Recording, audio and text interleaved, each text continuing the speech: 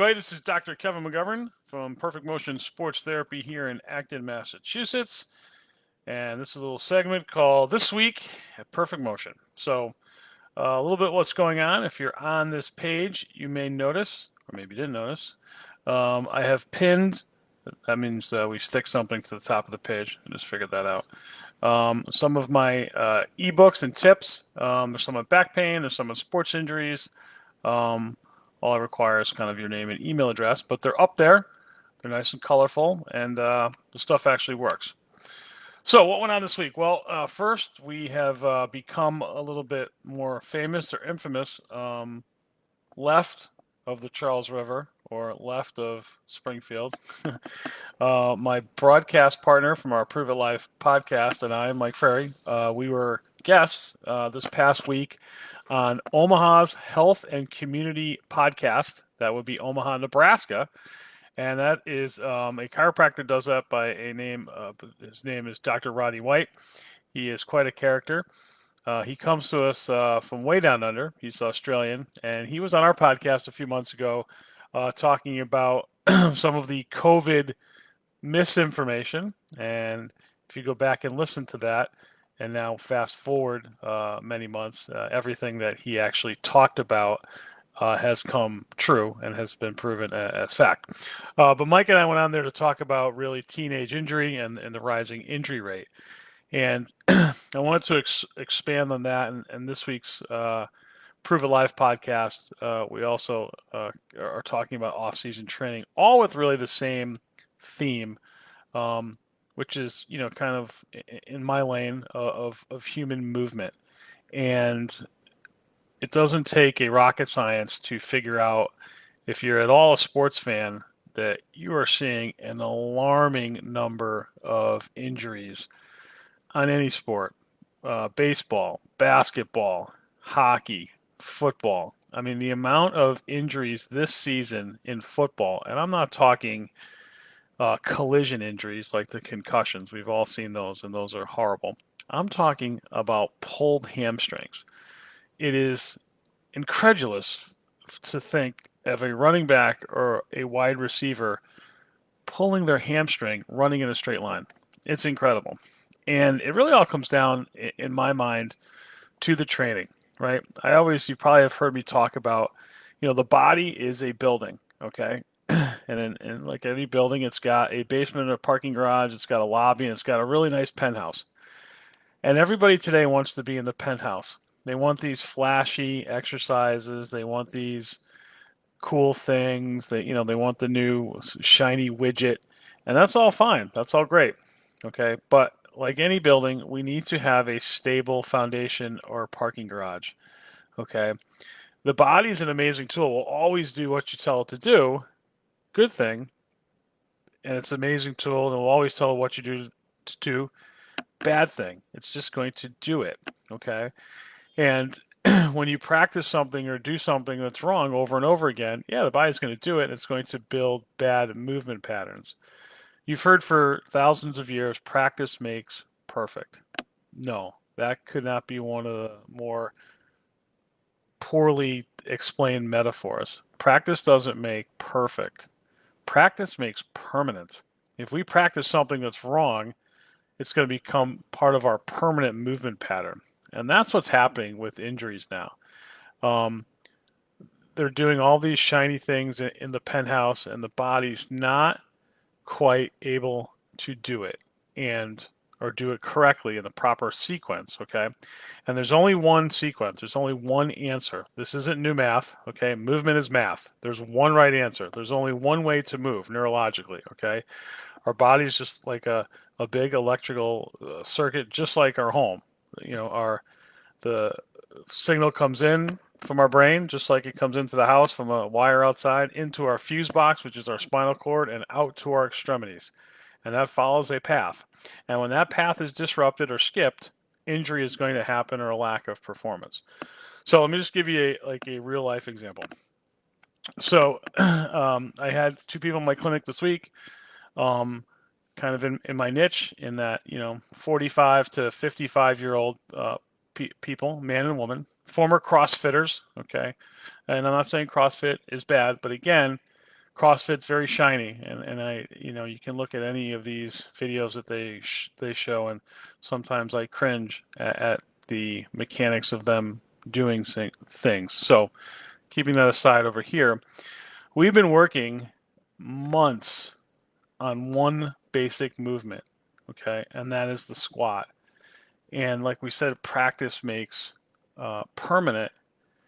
It takes so much to break a movement habit, so much repetition, so much awareness, so much over and over and over again.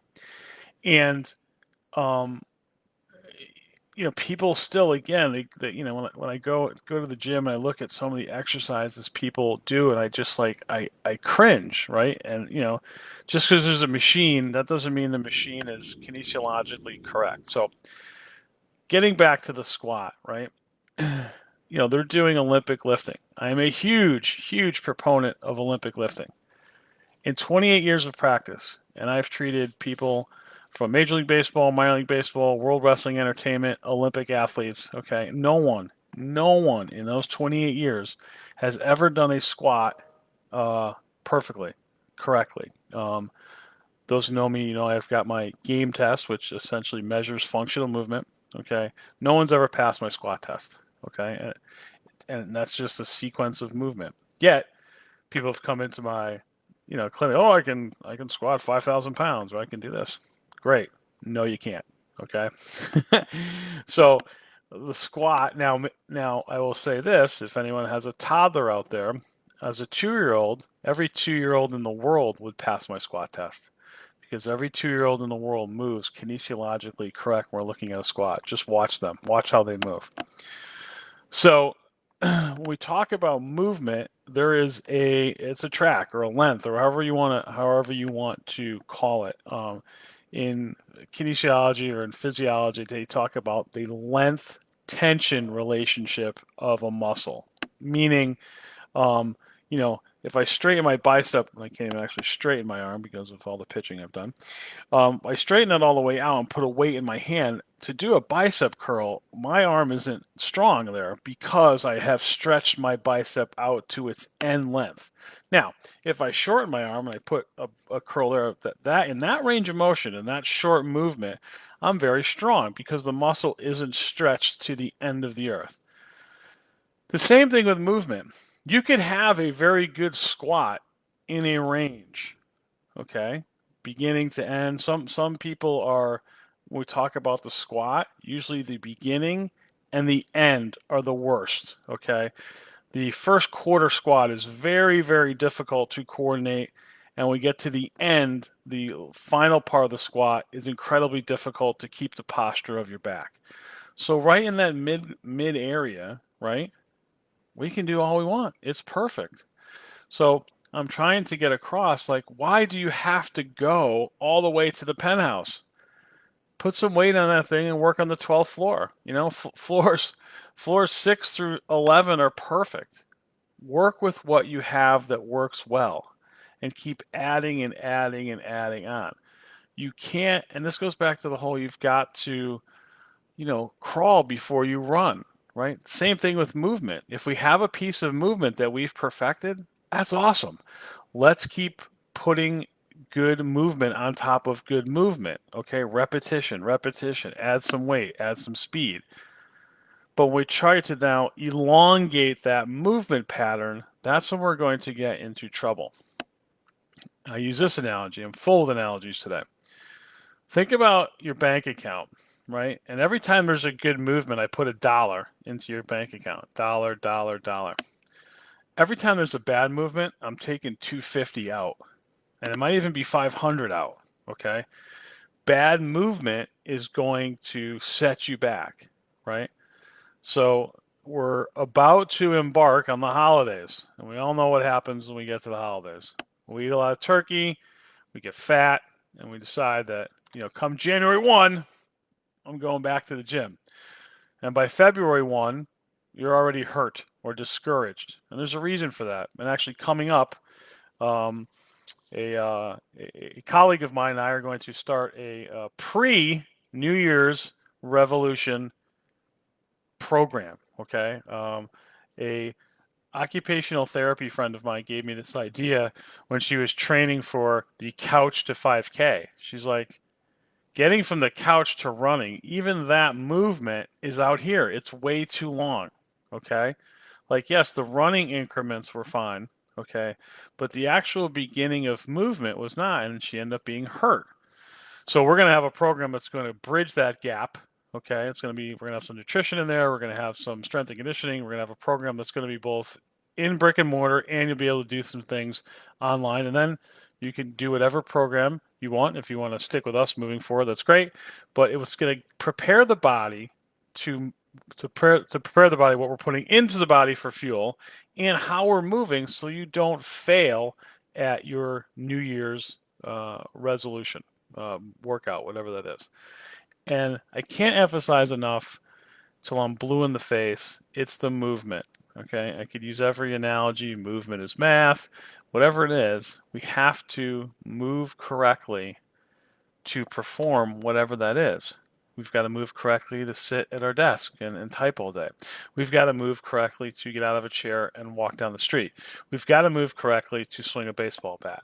We've got to move correctly to run a marathon. Whatever it is, okay, it depends on our human body to move. I just had two dancers in here earlier today talking about just tweaking little things and how they're dancing. Now, I don't know a thing about dancing. I could probably cut some rug when I was in college, but just nothing, okay? But what I do know is movement, and I know that there are very bad positions that the body cannot get into, right?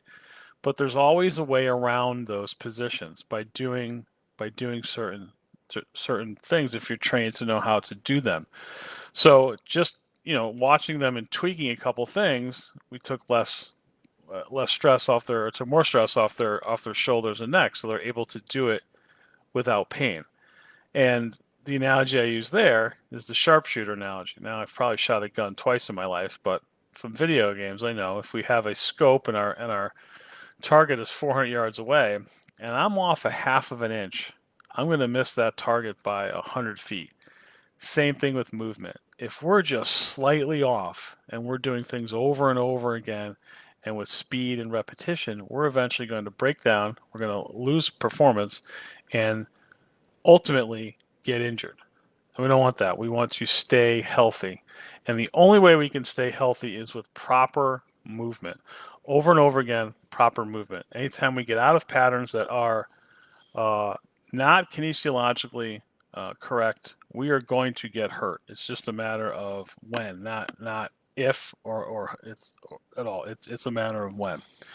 So, for more information, you know how to find me. PerfectMotionSportsTherapy.com. Please listen to our Prove It Live podcast if you are an athlete or you're a parent of athletes. The podcast is really designed to dispel all of these movement gurus that are all over social media. That's why we call it Prove It Live, and try to get them to Prove It Live, but that doesn't happen. Remember the Omaha's podcast with Dr. Rodney White. Check it out. And our books that are pinned in the top of this webpage.